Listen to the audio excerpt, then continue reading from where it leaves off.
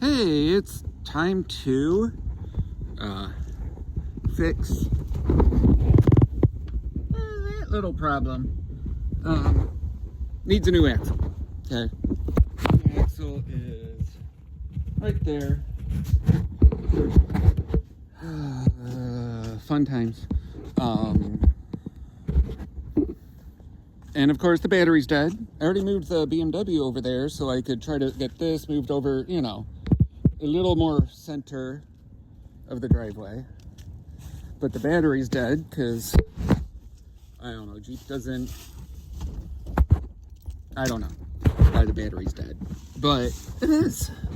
So now I gotta get the pliers to get to that thing. Oh, come on. Pop the hood. There we go.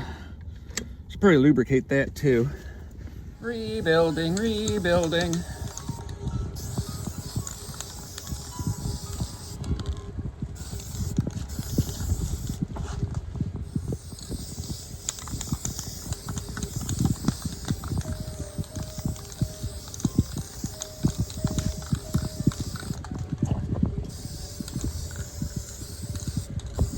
Alright, I've got the BMW charging up the Jeep. The Heep Commander. Garbage. Yeah, I love and hate this truck. But it's time for it to go. The rear axle took a dump a couple months ago. And it's time to go. Just don't need it anymore. Sucks gas, it's slow. You know, I mean, it's held together, zip ties in places. We've had this truck for a long time. Had it since 2009. Put about 210,000 miles on it. It's been a good enough truck. Mostly because I had a lifetime warranty on it, and, well, that lifetime warranty is expired, so to speak. They said the repair was more expensive than the value of the truck, and they paid me $2,300 or something to buy the contract out. And so I've got basically a junkyard axle that I professionally rebuilt, as you just saw, and I'm gonna put that in, maybe touch up a few things, you know, try to make it a little bit more sellable, and sell it. I'm not gonna do the used car salesman crap. I probably won't even mention the rear axle. Or maybe I will, I don't know. But I will be honest about it. Okay, so nothing's gone well. I eventually got the truck to start. Battery's like so dead it just took forever. Anywho, I couldn't get it to move at all. Like, I can't push it in neutral. I can't put it in gear because that rear axle just kind of spins and flops around on the ground, and that's not good. I let it run for a while to charge the battery, and that didn't happen because after I turned it off, it wouldn't start. But I also couldn't roll the window up, and it's starting to precipitate this like weird icy shit because of course it's freezing. So I'm just gonna do the job with it right here. I've got, you know, loads of room. Yep, loads of room. This is gonna be awesome. You know, you don't want to work inside your garage. Why would you want to do that? Work where it's warm. So I'm going to jack it out, put it on jack stand, start tearing this apart. Alright, I took some things apart, but these bolts were in there. And, you know, that is supposed to be attached to that. And you can see this seal here looks like it's wasted. And It should not wiggle. This, look. See? Wiggles. See the wiggles? No, that's bad. That's the entire problem. Now, when it went to the dealership, this was on there. This was there. They just didn't put it back together. I mean, they took it apart to inspect, I guess, but thanks for, you know, leaving me with this and not just slapping it back up there. Apparently the nut for it, the nut's still in here. So, yeah, that's just weird that they did it that way. Everything under here is covered with axle grease, so it's rust proofed, except for right there.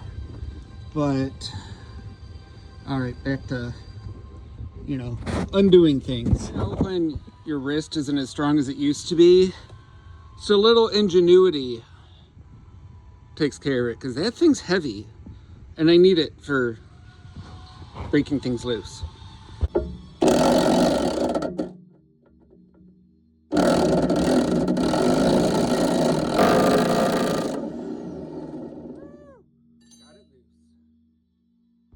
So I don't forget where they go. Coming over to the axle I'm going to put in. And just kind of, you know, at least like that. Stay! You can see the shock is like, you know, perfect condition. And let's see, I'm just making sure I'm getting everything unhooked. On this end, I've got the e-brake cable unhooked. I've got the sway bar off this side. Get this out of that. That's less than ideal. But I've got another one right over there. You can't see it. It's right there. So I guess I'll be swapping this sway bar too. That's fine. The only reason I undid the sway bar from the axle is because the brake cable goes behind the sway bar bushings. So see, brake cable goes behind these. So to get the axle, you gotta get, you gotta undo all those to get axle out. All right, I got the driver's side off, and okay, that's not really where this goes. Well, pretend we didn't see that. It's fine. It'll just, you know, go somewhere. All right.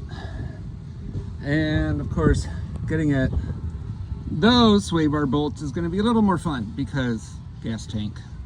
Yeah. Well, there we go. We have one bad axle, one Jeep with no axle, and one, I really hope, good axle. Where to put this?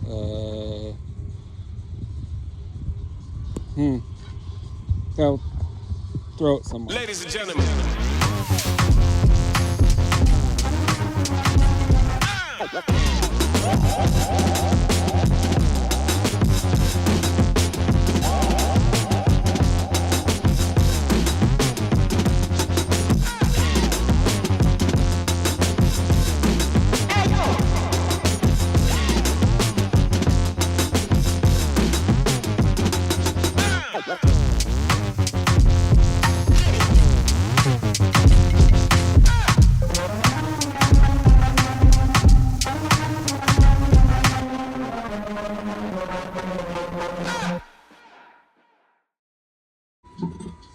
So I brought my jack stand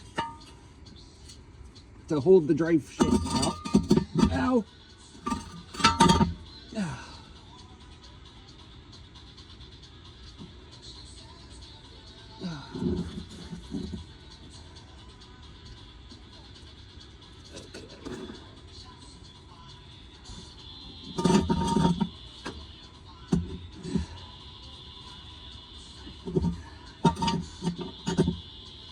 I really hope I can end up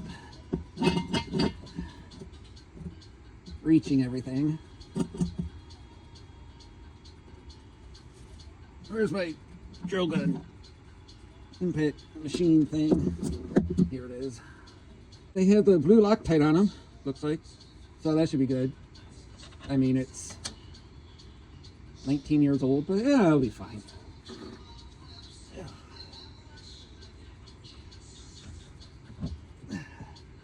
Kind of funny because everyone says, oh, modern cars are garbage and all of this, but when I was 19, I did not see very many cars that were 19 years old on the road or fetching a decent price online. I mean, they were all garbaged out. And now, you know, you see 20-year-old cars, 25-year-old cars all the time, like it's normal.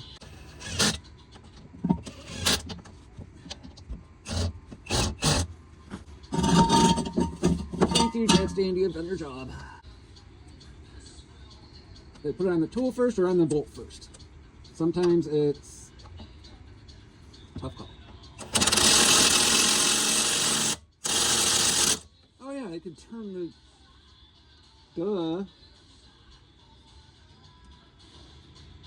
Of course I can turn the drive shaft because it's not, you know, on the ground.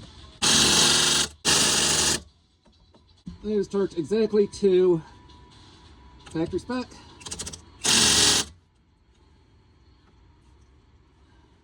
Which is, you know, all the ugga-duggas from a Harbor Freight impact half-inch compact, not the ultra torque. That'd be too many torques. It looks like I have 4 bolts left to put it in. So I figured stuff out on the other side.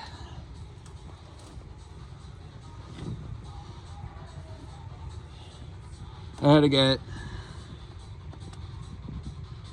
that control arm into that spot, finish getting this control arm into that spot, and finish hooking up the sway bar thingy, that bushing mount thing, and then I have to put the brakes on and all that, but that'll be tomorrow because it's getting, see, it's getting dusky, darky out. It's cold.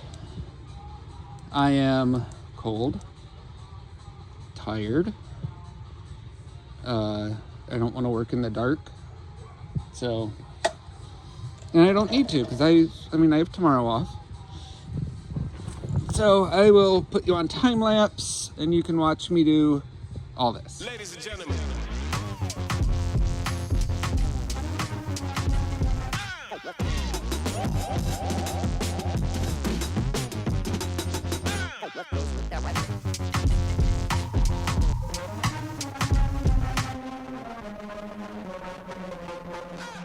So I wanted to show you this part in more detail.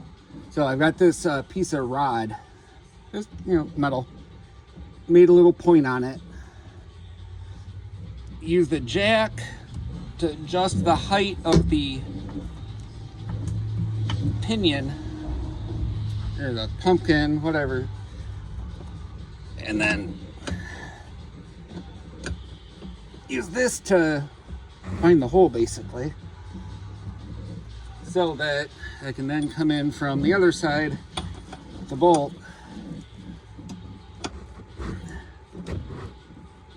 Of course, it's a little harder with the camera right there. Now, can you see what I'm doing? I don't know if I can. I can at least reach. So, adjusting. Come on.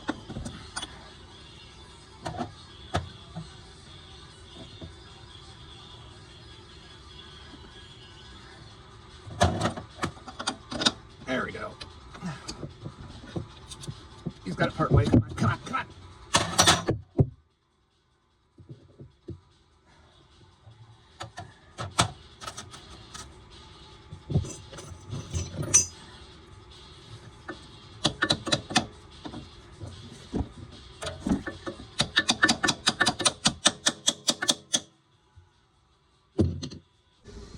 Okay, it's morning. Time to finish up this project. Anywho, these brakes are super greasy, so I've got it soaking in some awesome cleaner.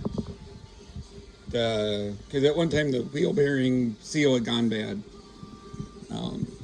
Gotta have coffee. Oh, I didn't stir my cream in.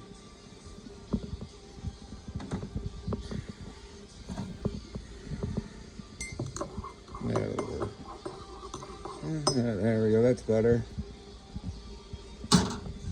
Yummy.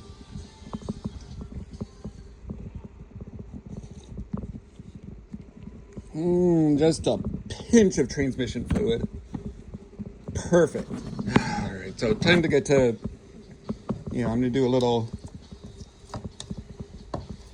they don't have to be perfect, I just want them not completely drenched in grease. See, look at this side.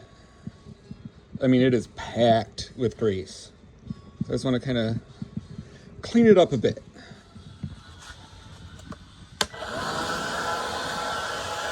Time to clean up my workspace.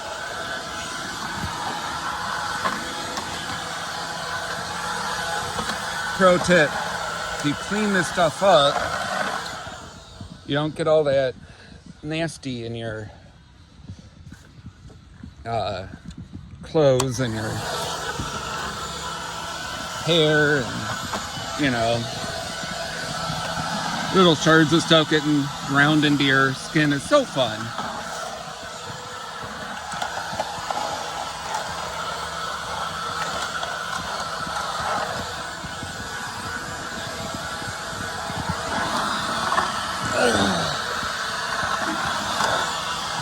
Okay, that's better. So I ended up deciding not to put the parking brakes back together because this little thing has to go in here, and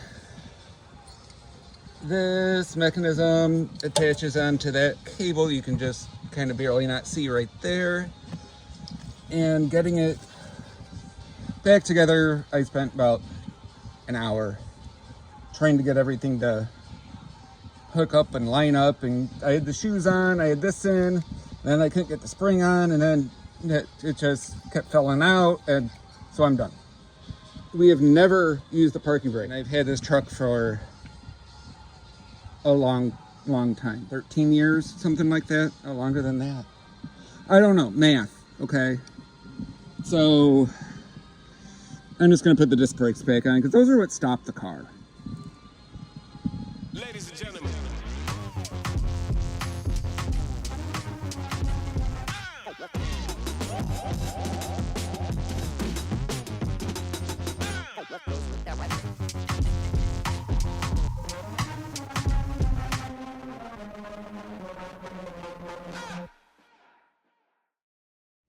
So remember yesterday when this broke?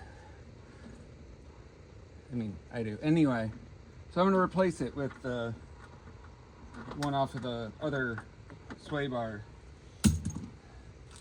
So, got that here.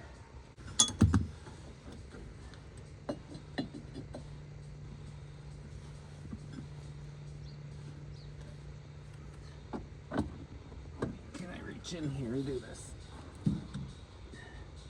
I know you're looking at my shoulder. Maybe.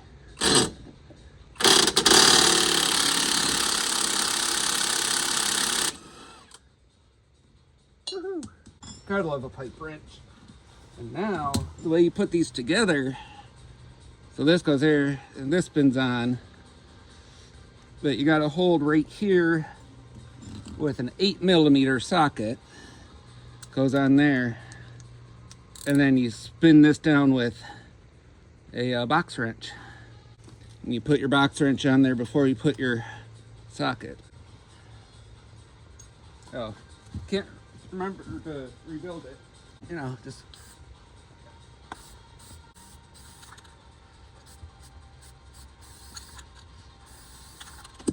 brand spanking new. Even smells good. Put your socket on tightening.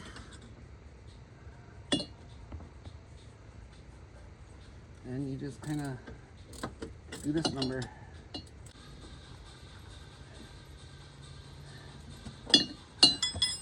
There. Spin that one now. What size is that? Oh yeah.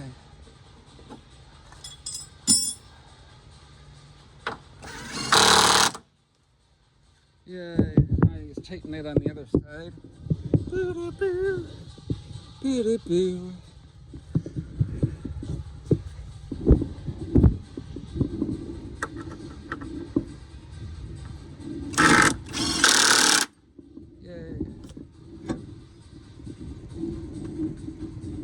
Down on day one.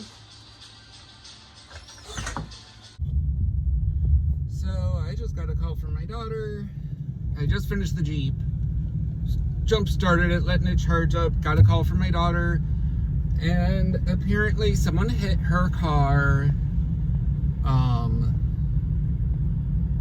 And so she's like bawling and crying about her car. From what I could tell, she's okay. But, so I'm on my way to go see what's going on with that. We'll get back to the Jeep after I take care of this. Why is Wednesday? She's fine. Her car's got a little damage to it. I think it's drivable. The collision popped her driver's side rear tire, and whoever was the last one to tighten the lug nuts, gave it all the ooga-doogas, and so we had to drive home to get my tools. And as we were leaving, the car sputtered out and ran out of gas. Yeah, I knew the gas light was on. My brain was in, protective daddy mode. I also was not the last one to drive the car, so I didn't know how long the gas light was on, and that it had been on long enough that, I was in that kind of danger of running out of gas. So, I am walking from the house back to the car, and everyone's like driving around my car. It's kind of funny because I'm in the left turn lane to turn into my neighborhood. Just another day in paradise. La, la, la, la, la, la. I'll show you what's going on here.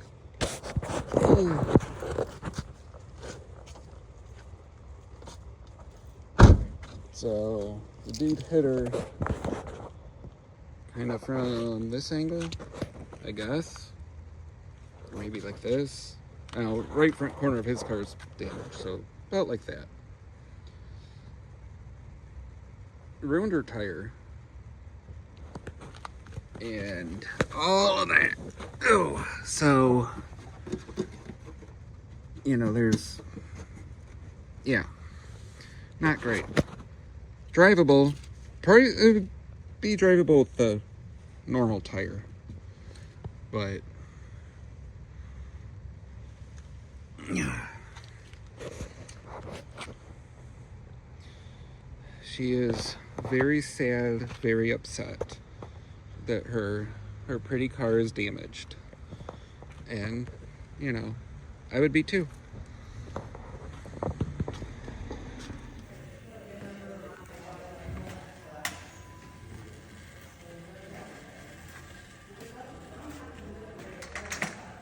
Hey, look at this. What's that? No, don't care. All right, that's cool.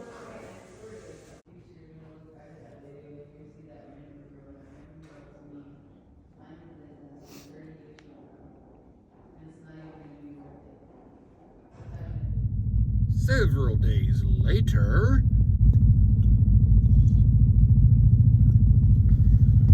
it's Saturday now, I think. Anyway, I'm going to take it for a test drive. Hope this rear axle that I bought is good. Hey, it moves. That's a plus. I don't hear any crazy sounds yet. Oh, I guess I should put my seatbelt on so the dinging stops. I'm going to take it easy at first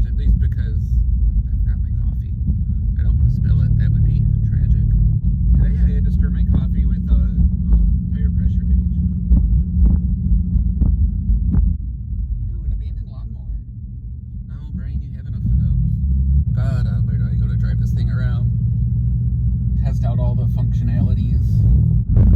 Alright, so I just took it on the freeway. Driving was fine.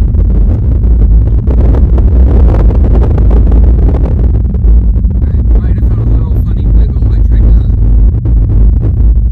do that and see if it felt okay, and it kind of felt a little funny. But I'm gonna do that somewhere else.